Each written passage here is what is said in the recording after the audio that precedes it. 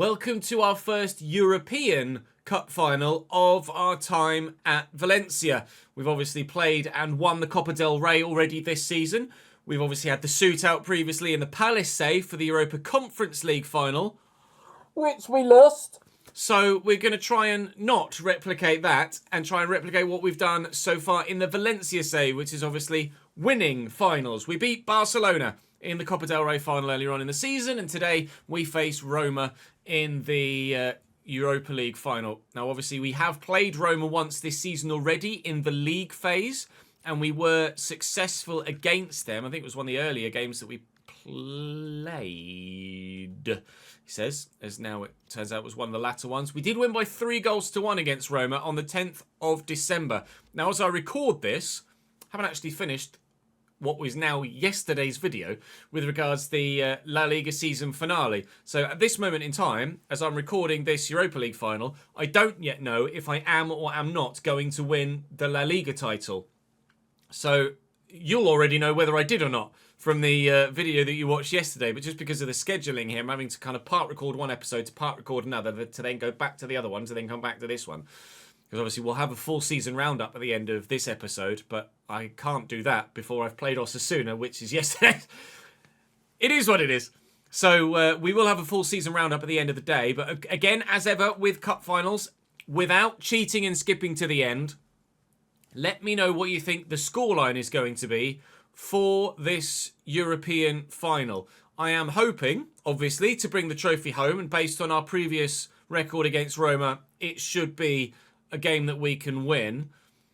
We're in good form in the league as well, and just in general as a team. So I think we're favourites. I'm going to go with a 2-0 Valencia win here in the Europa League final. It's being played at Besiktas's stadium in Turkey, which is going to be quite the venue for it. But that will be how I line up, and I can show you how Roma line up in a moment when we get in game. As ever, of course, please do drop the video a like and make sure you subscribe to the channel so that you don't miss out on any more. We'll have episode 1 of season 3 coming to you tomorrow as we look to kick on and challenge for the Champions League. Next season will probably be the final season here at Valencia. More than likely going to be selling Salah and reinvesting those funds in creating a bit of a Spanish super team, maybe our own kind of Galacticos project for season 3 as we go for Champions League glory in the final season here at Valencia. So fingers crossed, we can win the Europa League, make it, well, for me, right now, 2 trophies this season. And hopefully, it will be actually the 3rd trophy of the season, because yesterday, I'll have won the La Liga title. It is a bit confusing for those here in the moment, but it makes sense for you guys watching on YouTube in video format. Right, Valencia versus Roma, in the suit, European final on the way. Big game on the way. Big game on the way. That's what we're playing for. A ground that is used to an unbelievable atmosphere in Turkish domestic football. Has to deal with just Spanish and Italian football for the time being, but it is quite the ground, as you can see. It's not a massive ground, but it's certainly sizable enough to create quite the atmosphere. Of course, a 50-50 split now for a cup final. The Roma side and Roma team in one is going to look like this.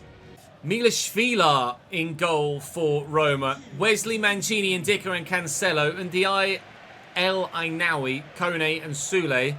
With Dybala sat behind Artem Dovbyk, who was the man to score the goal for Roma in that 3-1 defeat for them earlier in the season against ourselves. I can't actually recall whether that game was at the Mestalla or at the, Stadium Olympique, I imagine it was at in-game, because I don't think Roma's ground is in FC25, but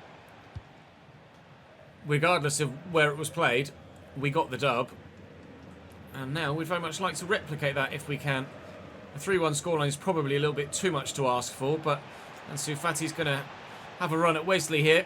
But they're dealing with it well enough defensively at the moment. Javi Guerra still desperately wants out of this football club for reasons we can't really do much about at the moment. But if we can agree a contract with him next season, then it obviously is our intention to keep Javi Guerra at Valencia for next year.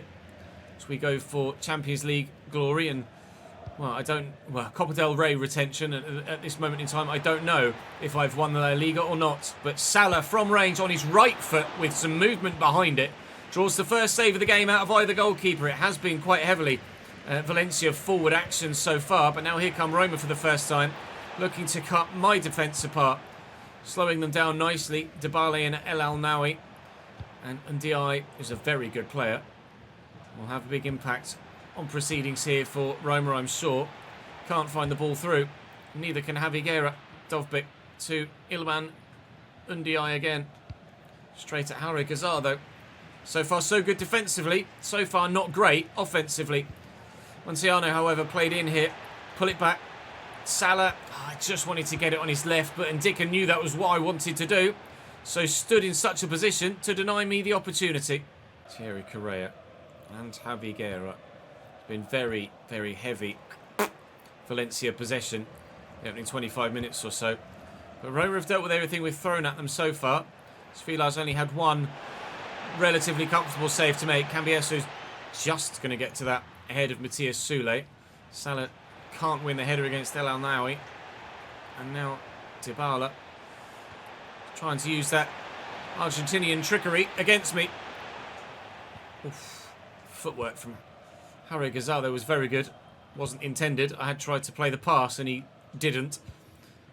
Sule and Dybala as Argentinian teammates couldn't find a way through our defensive line. Yilmaz put him on his right foot there and then he's tried to, or put him in a decent position, he's tried to cross it in a rather awkward manner. Half an hour played here, still no goal.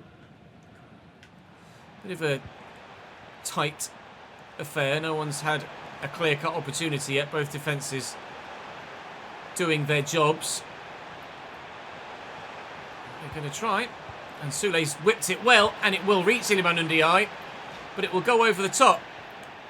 But I think the referee might have pointed to the spot. No, it is a free kick for handball, not a penalty for the same infringement.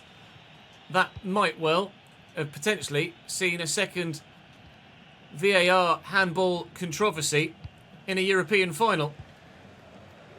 We did not get a penalty in the Conference League final with Palace based on a VAR handball penalty decision. Looking to get this inside here to Jauri Gazar. And there's Mo Salah. And he's beyond the defensive line now.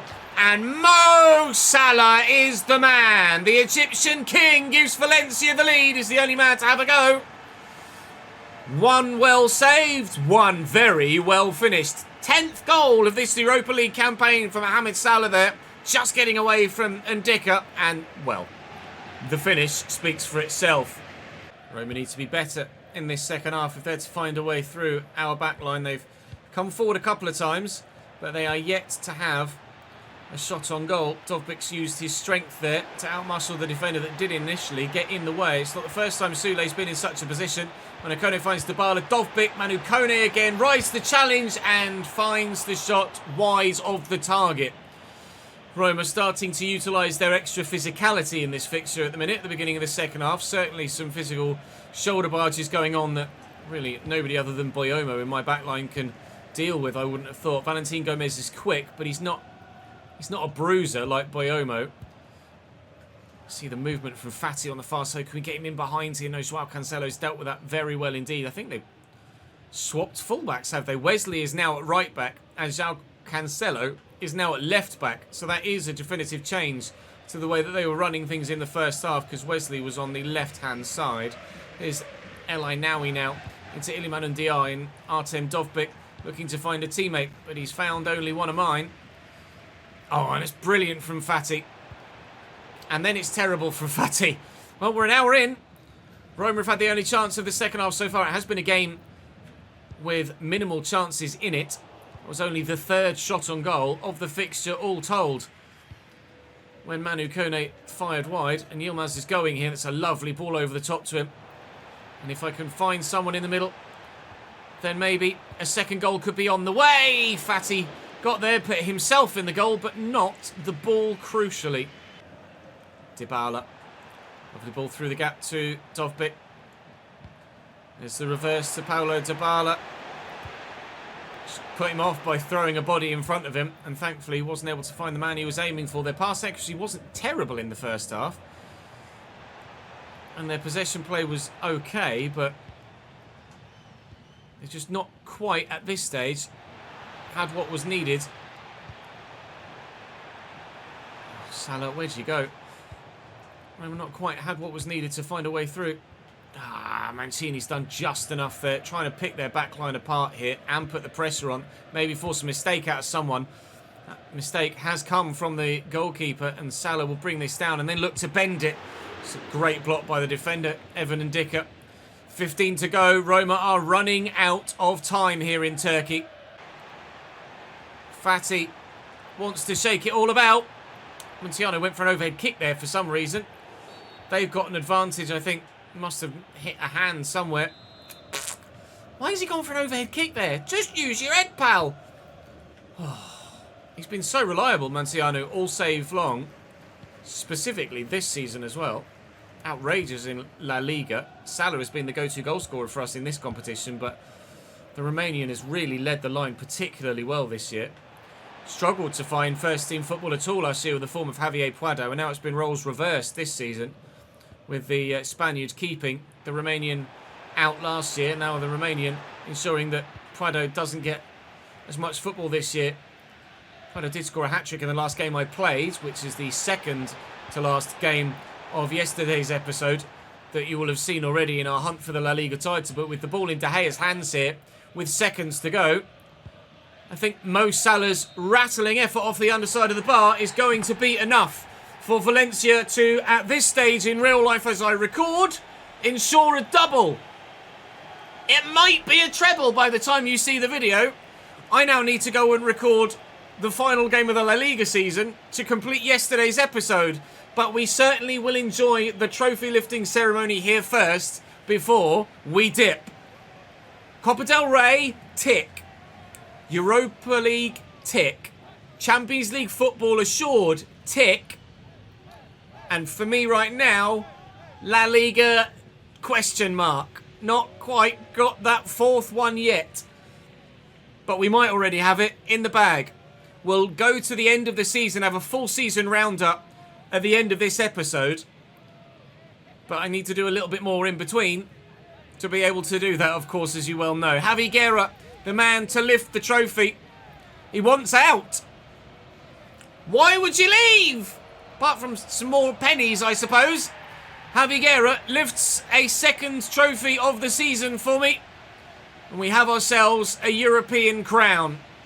After bottling the... well, not really bottling, but losing the Conference League final.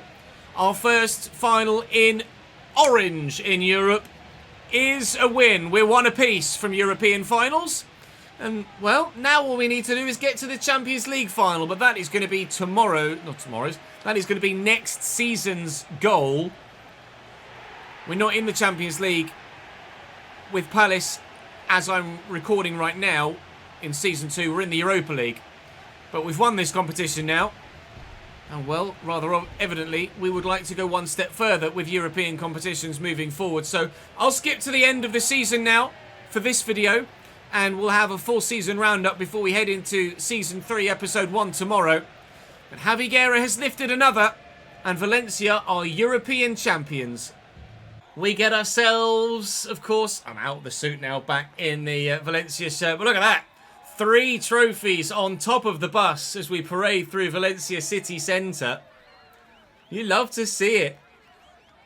It's not my first treble ever, but it's certainly my first treble for a considerable period of time on Career Mode. Fans are loving it. There's a DJ that's playing silent music at the minute, which is very odd. But Mo Salah and co, potentially, going to be slightly hungover tomorrow morning, aren't they? 3 trophies for the Valencians. And we plough on now towards the end of the season as Kylian Mbappe has been announced as player of the tournament for La Liga. Player of the year in Spain is Kylian Mbappe. I wonder if there's a team of the season. Golden Glove for David De Gea. There's the team of the season. La Liga team of the season has one Valencia player in it. David De Gea Golden Glove, but Jan Oblak is in team of the year. I don't know actually if Montano got the golden boot. We'll need to check. Girona's Brian Hill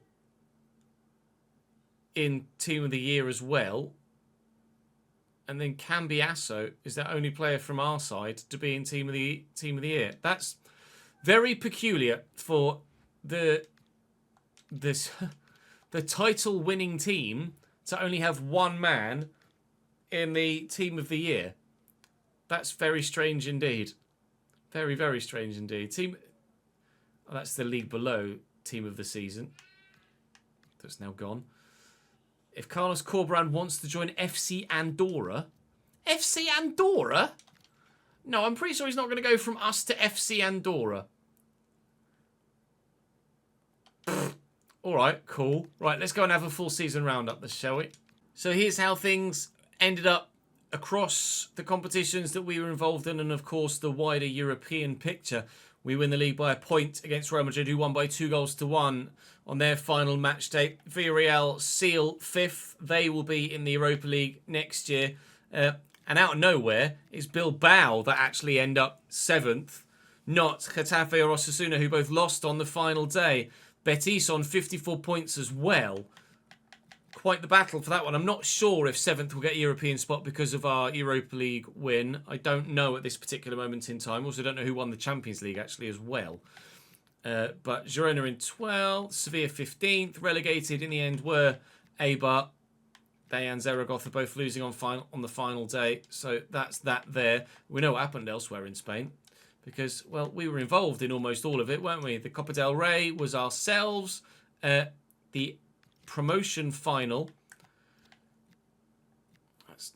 Yeah, it doesn't need to go from there, does it? I was just going to try and scroll through with the sticks, but I'm going to have to keep pressing Y, otherwise it will give us irrelevant competitions. So, the Copa del Rey was obviously won by ourselves. The UEFA Super Cup was won by Real Madrid. The Champions League this year was won by Real Madrid. So they might not have won La Liga, but they have won the Champions League. AC Milan falling to a 2-1 defeat there. We know what happened in that particular fixture. And in the Conference League, it's Celta Vigo. Wow. A full Spanish sweep in Europe. So with Celta Vigo finishing outside the top 10, I think, but winning the Conference League, they will get Europa League football next year. Celta finished 11th. So Celta will have Europa League football next year, which means that Villarreal, despite finishing 5th, will most likely have Conference League, which means that Real Sociedad might be the side that still get Conference League, but Athletic will get nothing. Maybe.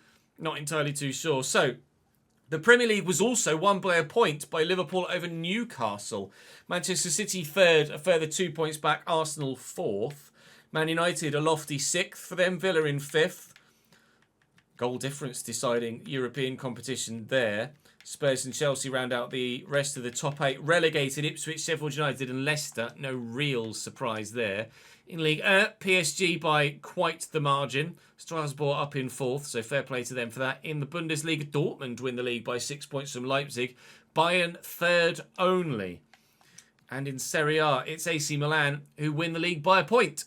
2 points clear of Napoli and a further 2 points clear of Juventus as well. So Roma will have Champions League football despite losing the Europa League final. Inter only 5th there. Coming up next year will be Mallorca. They'll come and join us. Deportivo Alaves will also be back in La Liga next year for our 3rd season here at Valencia. And I believe Deportivo La Coruña won the promotion playoff. Liverpool won the Community Shield. The FA Cup was won by Arsenal. The Carabao Cup was won by City on penalties over Newcastle, unfortunately for them. Rotherham win the EFL trophy. The Coupe de France was won by Marseille. The DFB Pokal was won by Leverkusen over Dortmund, so no double for them. In the relegation playoffs, St. Pauli will stay in the Bundesliga. Coppa Italia was won by Inter. And the Promotion de Ascenso, yes, was won by Deportivo over Elche. So Elche will stay in the second division in Spain, unfortunately for them. We achieved absolutely everything the board wanted of me, and still my managerial favour is not maximised, unfortunately. Never mind. So, I didn't get the golden boot. Cali Muendo? No, please. La Liga. It was Julian Alvarez that led the way in the golden boot race with 25 goals to the 22 of Manciano and Becker. Mbappe with only 20 goals. Rafinha with 18. Have we got anyone else in there? Ansu Fati with 15, as we saw, scoring his 15th goal with the final goal of yesterday's final game. Creatively, Vinny with 15. Eric Sanchez with 10 assists, which is very, very good. Salah with 9 as well. Nice to see him in there. Ansu Fati with 8 too. Very good season for him. Yilmaz with 8 assists, so not bad for him there as well. And obviously, with David De Gea getting the golden glove, meant that a number of Valencia players also get the clean sheet. Hopefully they'll change this. It's the presentations team that made the decision for the clean sheet tab to have all players, not just goalkeepers. Ludicrous decision, but it is what it is. Trent likes getting a booking this year, apparently, but that is all she wrote for the stats. With regards to our squad, we're obviously going to look to make some changes next year. David De Gea has just dropped from 85 to 84 in the run down to the end of the season. So, well, quite frankly, I don't think I can justify replacing David De Gea at this stage. So I think I'm still going to stick with David De Gea and Dimitrievski for next year. I could upgrade on Cambiasso at left back next season, depends on our budget. But, I mean, he's been absolutely rock solid for us this year, of course. Boyomo's solid at centre-back. Valentin Gomez is really good. Certainly plays much better than 81 rated words suggest. But we could sell someone like Capete, could sell Chiquete, and bring in someone that's really highly rated to come and start ahead of Gomez. It would be harsh, but if we want to win the Champions League, we might well need someone that's significantly better. I'm happy enough with the right-back situation. Maybe we could sell Correa. Maybe we could sell Tobias. I'd probably sell Correa and look to improve at right-back if we do, because Tobias is still young and can grow. Maybe that is something we do. Maybe we will look for a world-class right-back. In midfield, Javi Guerra is Javi Guerra. If I can sign him a new deal, then we will, but I don't know as it's going to let me try. We'll have to wait and see, so we may well need a new centre-mid. Mikel Harry-Gazar will surely continue to grow next year, so he'll be very, very good indeed. Grinic and Sanchez, I mean, in terms of their performances, they don't need replacing, do they? But maybe Philip Grinic we can upgrade with and look to have someone really, truly world-class in midfield as well, alongside Javi Guerra or alongside Harry-Gazar, depending on what happens with either of those. Salah has submitted a transfer request, and I will be selling him, which will appease a number of you, of course, I'm sure. So we will be looking for another Cam. Maybe not 89 rated, but certainly someone that is very, very good. Ansu Fati grew by 5 this year. And if he does that again next year, we'll be very, very pleased indeed. Iozi's dropped a bit, so I might sell him back on after a 1-year spell at the club. Scored quite a few goals, averaging more than 1 in 2, but maybe it was something that, to be honest, he probably would have scored a lot more if Manciano hadn't just been an absolute monster this year. He's grown by 3 and hopefully will have a significant boost in overall growth potential next year as well. 18-11 in the Europa League as well. 34 goals in 44 competitive appearances. Javier Puado might be someone we sell to replace with someone that's slightly better. 18 months at the club for him. So the front line might change. It certainly will with regards to Mo Salah. Not sure what our budget will be next year, but we'll be able to raise a significant portion of funding for next season. With regards to the academy, obviously there's still Abate. He might be 16 now and is, so we'll call him up and send him out on loan next year. But I don't think we're going to see the maximising of his potential, unfortunately, in this save. But that will do us for this season. Thank you very much for watching. Please do join me in episode 1 of season 3 tomorrow, as we obviously will be looking to ensure that we can go for the La Liga title again, go for the Copa del Rey again, and back-to-back trebles would be ideal, and one step better because it'd be the Champions League on this occasion. That's going to be a real test, especially as we'll be turning player-based difficulty on next season as well. But for now, that's all for this episode. That's all for this season. I will see you tomorrow for season 3.